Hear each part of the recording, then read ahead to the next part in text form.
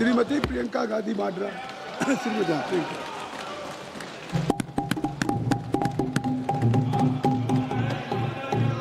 धन्यवाद अध्यक्ष महोदय जी, आपने मुझे इस विषय पर बोलने का मौका दिया। कुछ दिनों पहले हम राम मनोहर लोहिया अस्पताल गए थे। पुलिस लाठीचार्ज में घायल दिल्ली की उस छात्र की स्थिति जानने के लिए जो आईसीयू में अपनी जिंदगी की सबसे बड़ी लड़ाई लड़ रही है। हमसे कुछ ही समय पहले आदरणीय स्वास्थ्य मंत्री जी श्री जेपी नड्डा वहां गए थे और उनसे कुछ समय पहले अन्य नेता भी गए। जब तक हम वहां पहुंचे, उस लड़की की मां नेताओं के आने जाने से गुस्से में थी। हाँ? सुन लीजिए, सुनिए, किसी की पीड़ा का मजाक नहीं उड़ाते। कोई भी हो, किसी की पीड़ा का मजाक नहीं उड़ाते। आप संसद में बैठे हैं, निशिकांत जी आप बना रहे हो। जब तक हम वहां पहुंचे, उस लड़की की मां नेताओं के आने जाने से गुस्से में थी। किस लिए आए हो? उसने आईसीयू के दरवाजे के बाहर खड़े होकर हमें पूछा।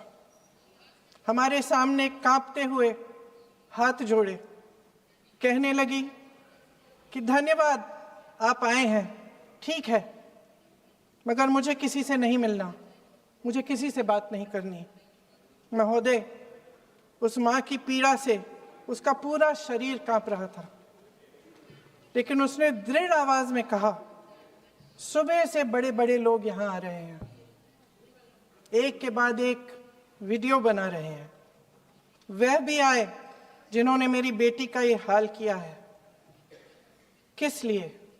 उसने हमसे पूछा। किस लिए? मेरी बेटी की बलि तो चढ़ गई है, लेकिन उसे कुछ भी हो जाए तो मैं उसके लिए अपने आप लड़ूंगी।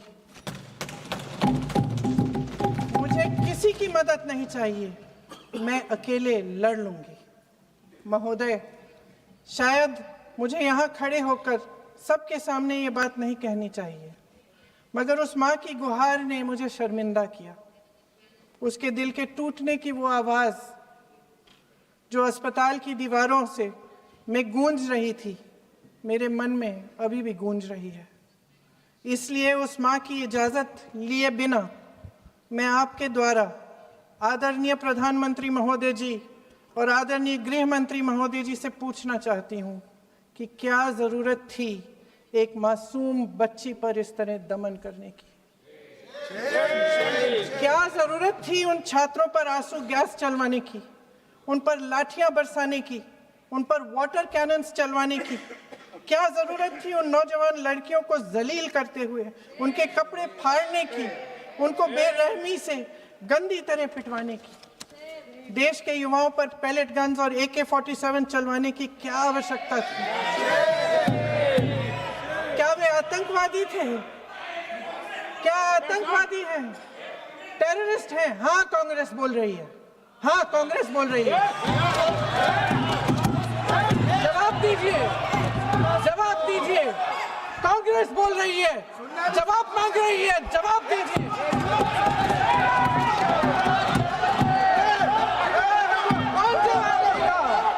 कौन जवाब देगा? गृह मंत्री जी जवाब देंगे। किसने ऑर्डर दिया? किसने ऑर्डर दिया पैलेट गन्स चलाने के लिए? किसने ऑर्डर दिया? आपके माध्यम से मैं पूछती हूं अध्यक्ष महोदय, किसने ऑर्डर दिया? प्रधानमंत्री जी ने दिया? गृह मंत्री जी ने दिया? जवाब देंगे? पूरा देश पूछ रहा है, सिर्फ कांग्रेस पार्टी नहीं पूछ रही है, पूरा देश पूछ रहा है। अध्यक्ष महोदय, देश के माता पिता पूछ रहे हैं, छात्र पूछ रहे हैं, अध्यापक पूछ रहे हैं, पूरा देश आज ये पूछ रहा है। और आपकी जिम्मेदारी बनती है कि आप इस सवाल का जवाब दें। क्यों डरते हैं आप इस देश के नौजवानों से? क्यों डरते हैं आप इस देश की बुलंद आवाज से? और उस आवाज को दबाने का हक आपको किसने दिया है? महोदय, ये सदन यहाँ बैठे हुए सांसदों की जागीर नहीं है, ये इस देश की अमानत है। यहाँ बैठे हम सब इस देश की जनता, इस देश के युवाओं, बुजुर्गों, गरीबों, अमीरों और सब धर्मों, सब वर्गों के देशवासियों के सेवक हैं। हम उनके प्रतिनिधि हैं और ये सत्ता हमें उन्होंने ही दी है। इस देश का संविधान हमारी सर आंखों पे, इस देश का लोकतंत्र सर्वोपरि है, इसे ध्वस्त करना पाप है। यह करोड़ों जनता हमसे सिर्फ एक चीज मांगती है, जवाबदेही। इंग्लिश में इसे अकाउंटेबिलिटी कहते हैं। हमें सत्ता देकर, हमें यहाँ तक लाकर सिर्फ उसकी ये गुहार है कि जो हम करें उसकी भलाई के लिए करें, और अगर उनके साथ अन्याय हो तो हम उनके प्रति जवाबदेह बने और उन्हें न्याय दिलवाएं। पिछले दिनों हजारों बच्चे सड़क पर उतरे, उन्होंने अपनी पीड़ा व्यक्त की। गांधी जी के दिखाए हुए रास्ते पर अहिंसा और सत्य को अपने दिलों में रखते हुए, गाते, मुस्कुराते हुए शांतिपूर्वक प्रदर्शन किया। लोकतंत्र के सबसे पवित्र सिद्धांत के तहत उन्होंने अपनी आवाज उठाने का अधिकार कायम किया। ये उस भारत के बच्चे हैं जो गांव में रहते हैं, जो महानगरों में रहते हैं, जो छोटे कस्बों में, छोटे शहरों में रहते हैं, जहां माँ अपने गहने बेच देती है, पिता अपनी जमीन गिरवी रख देता है, एक परिवार अपनी पूरी जिंदगी की कमाई बच्चे के सपने पर खर्च देता है। और अब उन्हीं बच्चों को लगने लगा है कि आज इस देश में मेहनत से ज्यादा बेईमानी मायने रखती है, मेरिट से ज्यादा पैसा मायने रखता है।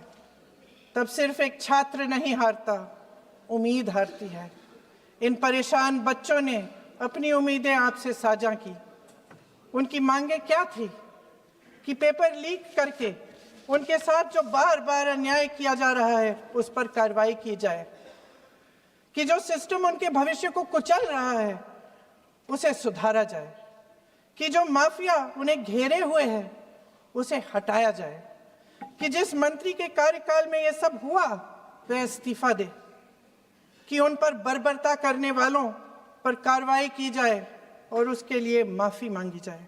बस यही उनकी मांग थी ना, कि जो शिक्षा और स्वतंत्र अभिव्यक्ति का अधिकार उन्हें संविधान ने दिया है उसे कायम रखा जाए। महोदय, हमारे एजुकेशन सिस्टम में कुछ समय से बहुत खामियां भर चुकी हैं।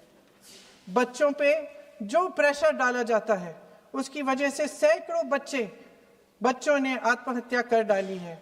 उससे भी ज्यादा बच्चे डिप्रेशन में डूब रहे हैं। परिवारों पर बच्चों को पढ़ाने लिखाने के लिए घूस, capitation fees, tuition fees, coaching fees आदि के घिनौने दबाव हैं। लोन लेने पड़ते हैं, सामान बेचना पड़ता है और उसके बावजूद कोई गारंटी नहीं कि उनके बच्चों के भविष्य मजबूत बन पाएंगे, क्योंकि बेरोजगारी चरम पे है। इस सरकार ने रोजगार पैदा करने वाले सभी सेक्टर्स को लगातार कमजोर किया। एग्जामिनेशन सिस्टम खुद फेल हो गया है। पिछले दशक में 152 पेपर लीक हुए, 750 करोड़ छात्र प्रभावित हुए, मगर एक भी दोषी, एक भी माफिया को सजा नहीं।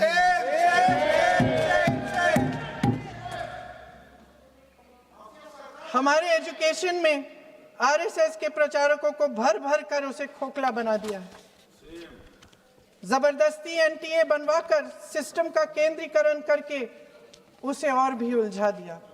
देश के कुल बजट में, हाँ जी जबरदस्ती, आपने अभी अभी सुना तमिलनाडु के हमारे साथी क्या कह रहे थे। देश के कुल बजट में एजुकेशन बजट की हिस्सेदारी हर साल बढ़ाने की बजाय घटती जा रही है। 1.4 लाख करोड़ रुपया का पूरा बजट एजुकेशन बजट है और 1.32 लाख करोड़ सिर्फ नीट देने वाले 22 लाख बच्चों के परिवारों से हर साल खींचा जाता है। एक और शर्मनाक आंकड़ा भी है। 1.4 लाख करोड़ रुपया हमारा पूरा एजुकेशन बजट और 16 लाख करोड़ रुपए जो मौजूदा सरकार ने बड़े उद्योगपतियों के लोन माफ किए हैं। सोचिए कि इस सरकार की प्राथमिकताएं क्या है। सच ये है अध्यक्ष महोदय कि जिस तरह अस्पताल में उस छात्रा की मां का विश्वास पूरे सिस्टम से हट गया है, उसी तरह देश के युवाओं का भरोसा इस पूरे सिस्टम से टूट चुका है। और जब इस तरह देश के भविष्य हमारे युवा निराश होकर सरकार और सिस्टम से अपना भरोसा हटा देते हैं, तो उस भरोसे को फिर से बनाने के लिए सिस्टम के अंदर से जवाब नहीं ढूंढा जा सकता, उसके दायरे से बाहर निकलना पड़ता है, नए सिरे से ठोस प्रयास करने पड़ते हैं। अफसोस की बात यह है अध्यक्ष महोदय कि इतना हो जाने के बाद भी आदरणीय प्रधानमंत्री महोदय जी और उनके साथी इस सच्चाई को समझ नहीं पा रहे हैं। वे अभी भी ये सोच रहे हैं कि पीआर, नैरेटिव चेंज और पालतू मीडिया के सहारे एक बार फिर उनकी नैया पार हो जाएगी। परसों शिक्षा मंत्री जी ने शर्मनाक परिस्थितियों में अपना इस्तीफा दिया और कल यहीं मकर द्वार पर मेरे सत्ता पक्ष के सांसदों ने जिंदाबाद के नारे चिल्लाते हुए उनका संसद में ऐसे स्वागत किया जैसे मानो कोई सुपरस्टार पहुंच गए हैं।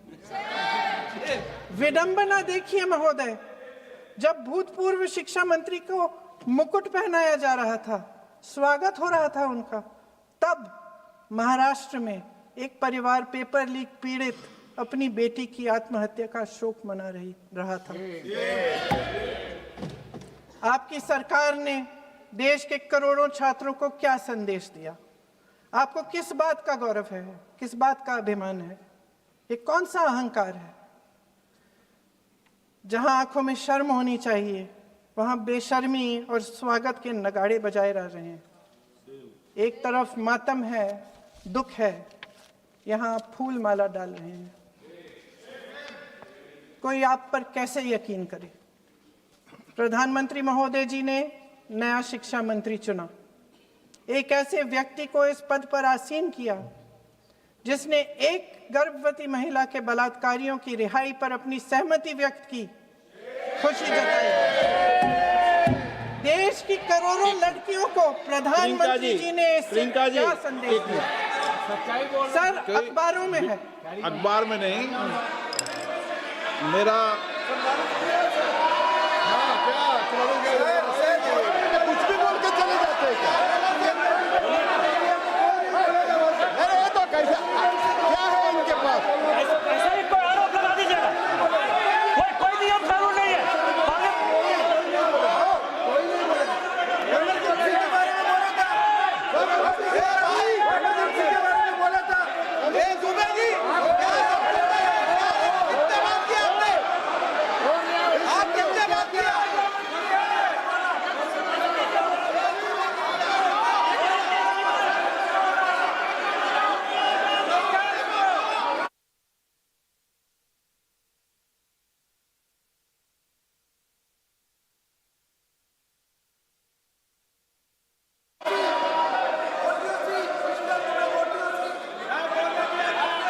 अध्यक्ष महोदय जी, जो श्रीमती प्रियंका वाड्रा गांधी जी बोल रही थी, तो बीच में उनके वहाँ से भी टोका टोकी पहले भी हुए, हमारे यहाँ से भी हुए थे। अभी हम लोग तो शांति से सुन रहे हैं, लेकिन जो अभी अभी हमारे वर्तमान नए शिक्षा मंत्री को जो उन्होंने टिप्पणी की, कैरेक्टर असैसिनेशन है एक तरीके से संसद में, और इस तरीके के भाषा हम उम्मीद नहीं करते हैं। मैं इसमें प्रहलाद जोशी जी ने भी खुद कहा है, एक तो उन्होंने प्रियंका जी ने जो गलत बात कही है रिकॉर्ड पे, उसको रिकॉर्ड से हटा दिया जाए। दूसरा इस तरह का भाषा का इस्तेमाल ना करें। आपने डिबेट से पहले आपने अपील किया कि संसद में डिबेट का स्तर को नहीं गिराने चाहिए। उनके पार्टी के वो सीनियर लीडर है, वो पहली बार चुन के आए हैं, मगर उनके पार्टी में सीनियर है। जिम्मेदारी के साथ बोलना चाहिए। अगर पूरा ऑथेंटिकेट नहीं कर सकते हैं तो मैं ये मानता हूं कि उनको क्षमा मांगना चाहिए सदन से।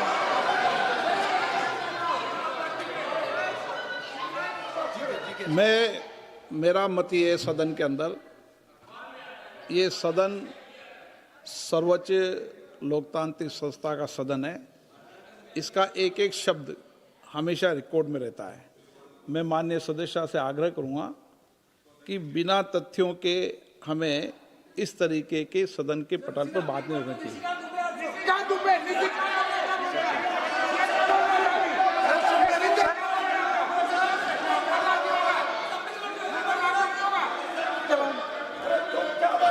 ये तो डिलीट कर दिया, लेकिन आगे भी वो भी डिलीट करा सर।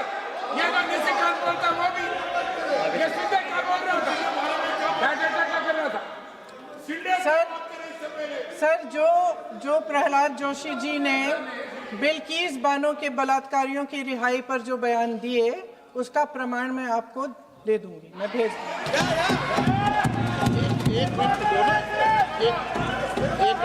मैं ऑथेंटिकेट कर लूंगा।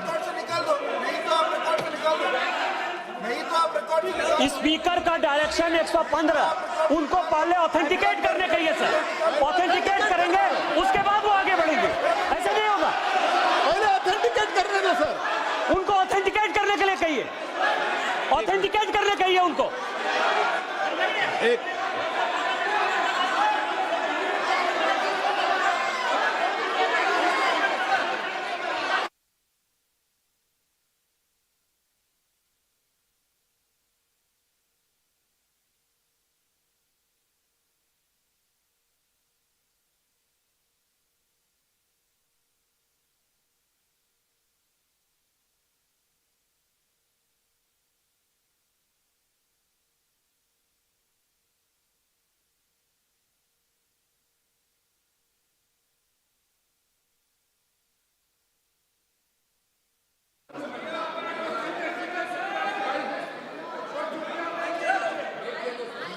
आप उनको बोलने दो, आप मत करो डिस्टर्ब। मैं एक विषय बता दूं, एक मिनट बताऊं।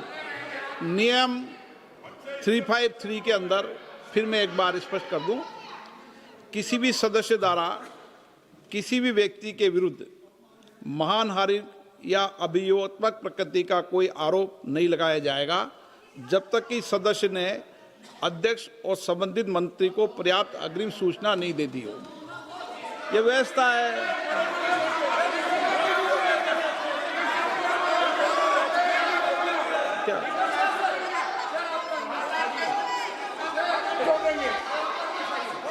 House, ma'am, the same house, Honorable Shrikant Bey told, still that is in the record about Indira Gandhi ji. Still that is in the record. Still that is in the record. Sir, you are not removed, sir. बोलो, आप भी बोल लो। Sir, केसी वेणुगोपाल जी ने जो नाम लिया है और मैं नेहरू जी के बारे में जो बात कहा है मैंने सर, मैं उस पर कायम हूं और मैं किताब जो है ऑथेंटिकेट करने के लिए तैयार हूं। अय्याज थे नेहरू, अय्याज थे। मैं फिर दोबारा रिपीट कर रहा हूं, आई एम अगेन रिपीटिंग, यही फैक्ट है और वो किताब में ऑथेंटिकेट करके दे रहा हूं। I am authenticating that book.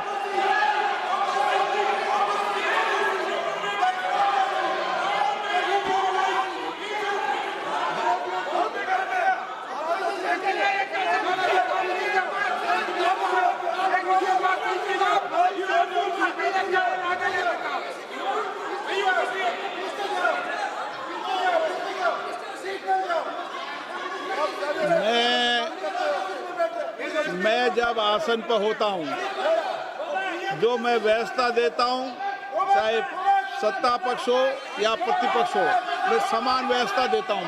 मैं जब आसन पर होता हूं,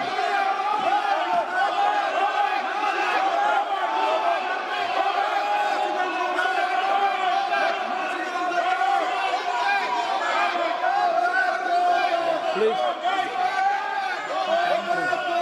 बोलने दो, आप उनको बोलने दें, उनको बोलने दें। नो, अरे आप उनको नहीं बोलने देना चाहते? चलिए 114 प्लीज चाहिए। सर प्रियंका जी को ऑथेंटिकेट करना चाहिए और जो मिस इन्फॉर्मेशन कर रहे हैं नहीं तो मिस इन्फॉर्मेशन के लिए कार्रवाई करना चाहिए सर। ये क्या कुछ भी बोल के चल सकता है क्या? और procedure for the minister the correcting the mistake 114 में अगर वो आपने जो रूल का जिक्र किया 353 में, मुझे कोई नोटिस नहीं दिया है, मैं इधर प्रेजेंट हूँ और मैंने ऐसे कैसे बिना ऑथेंटिकेशन बोल सकते, मुझे बिना नोटिस दिए हुए। इसलिए मैं इसको खंडन करता हूँ और उसको एक्सपेल करना चाहिए और उनको माफी मांगना चाहिए।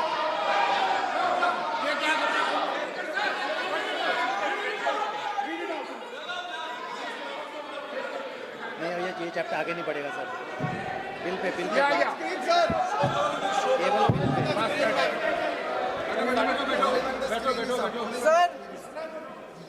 Sir here is a newspaper माननीय सदस्य, सर पूरा बुक ले गया आपने, बुक ले गया सकता है sir written by a respected माननीय journalist. सदस्य, I will authenticate using this, sir. आप माननीय सदस्य प्लीज इसको छोड़ दें।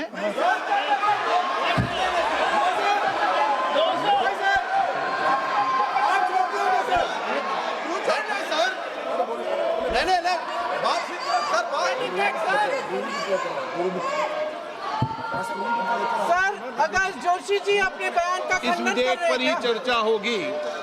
आप इस बयान का खंडन कर रहे हैं क्या नहीं, जोशी जी? माननीय से पूछेगा। सदस्य, मैं आपसे फिर आग्रह कर रहा हूं, इस सदन में इस विधेयक पर ही चर्चा होगी। फिर भी नो, ये विधेयक का विषय नहीं है। आप नो, आप बोलो तो विधेयक पर बोलो, ये मेरी अपेक्षा आपसे। प्लीज सर, कभी- छोड़िए, ये रख दो। इस विषय को छोड़िए।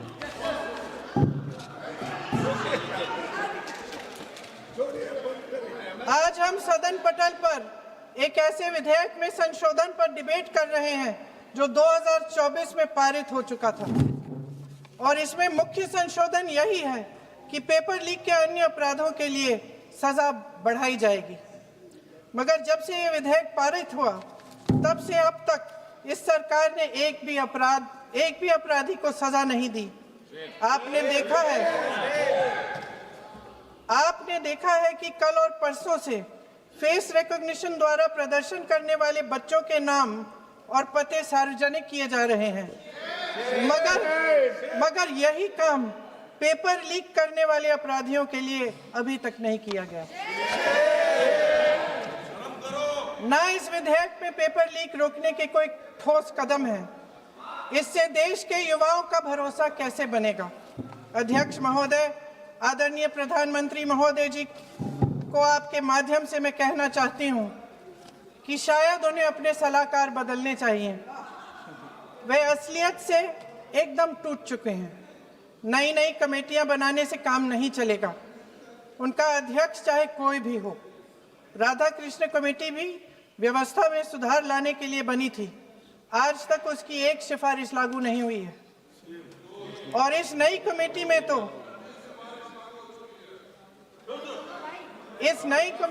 तो एक एक्स-आईबी चीफ, फिर चिल्लाएंगे, एक एक्स-आईबी चीफ, एक आईटी कंपनी के मालिक और एक गौमूत्र के विशेषज्ञ भी हैं।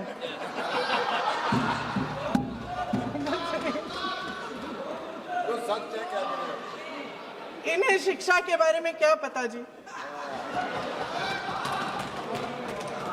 सर सच है। आप आज मेरे से नाराज हो रहे हैं। बस मुस्कुरा लीजिए। उनको आपने भी चुनाव लड़ा।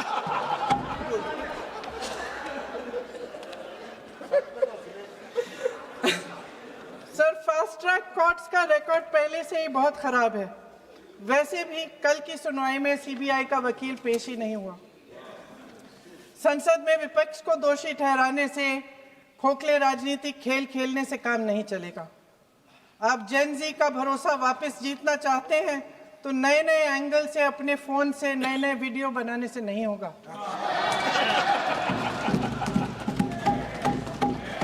प्रधानमंत्री जी को कैमरे का एंगल नहीं, दिल का एंगल बदलना पड़ेगा।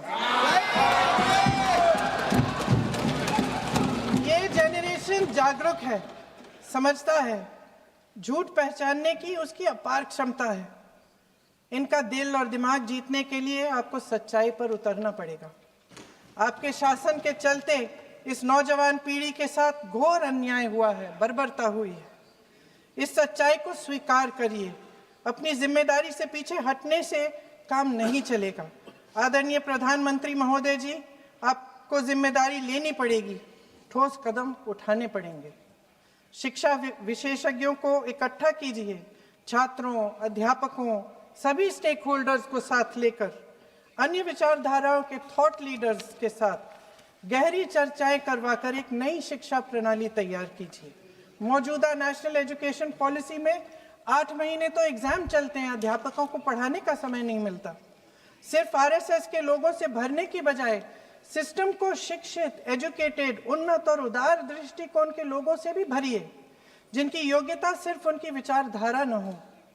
रोजगार पैदा करने के सख्त कदम उठाइए, इस पर फोकस करिए। मेडिकल कॉलेजेस की संख्या बढ़ाइए, चिकित्सा शिक्षा का विस्तार कीजिए, ताकि ये बच्चे जो मेहनत कर कर के भी अपने भविष्य नहीं बना पा रहे हैं, एक उज्जवल भविष्य का सपना देख पाए। अध्यक्ष महोदय, छात्रों को सड़क से हटाया जा सकता है, लेकिन उनके सवालों को नहीं। हर लाठी जो किसी लड़की पर, किसी लड़के पर चली है, वे बच्चों की पीठ से ज्यादा सरकार की साख पर पड़ी है। देश के नौजवान न्याय मांग रहे हैं, भीख नहीं। वे यहाँ सरकार गिराने नहीं, अपना भरोसा बचाने के लिए आए थे। अध्यक्ष महोदय, आपके माध्यम से मैं सरकार को कहना चाहती हूँ, अपनी साख बचाइए, अपनी नीयत ठीक करिए, अपनी अकड़ का इलाज कीजिए, अपने वादों पर अमल कीजिए। आपके शासन में हमने बड़ी बड़ी चोरियां देखी हैं। चुनाव में वोटों की चोरी, राम मंदिर में चंदा की चोरी, आपके उद्योगपति मित्रों द्वारा देश की संपत्ति की चोरी, किसानों की जमीन की चोरी, लेकिन सबसे बड़ी चोरी, हाँ ठीक है, सबसे बड़ी चोरी तब हुई। कहिए, बोलिए।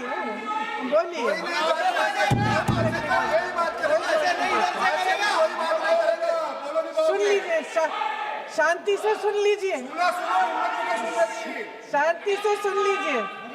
आपको मौका मिलेगा, आप जितनी भी चोरियों की बात करना चाहते हैं आप कर लीजिए, अभी मेरा समय है।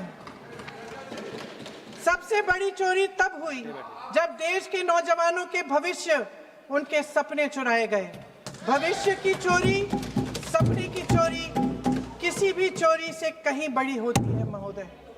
अगर देश का युवा निराश हो जाए, अगर देश का युवा निराश हो गया, उसकी उम्मीद टूट गई, तो सबसे बड़ी हार भारत की हार होगी।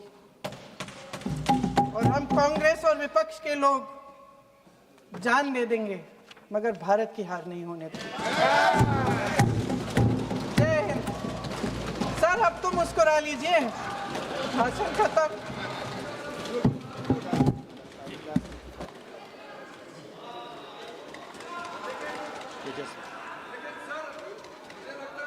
जी ने राहुल गांधी जी का स्पीच का चोरी कर लिया है, वो पूरा ड्रामा।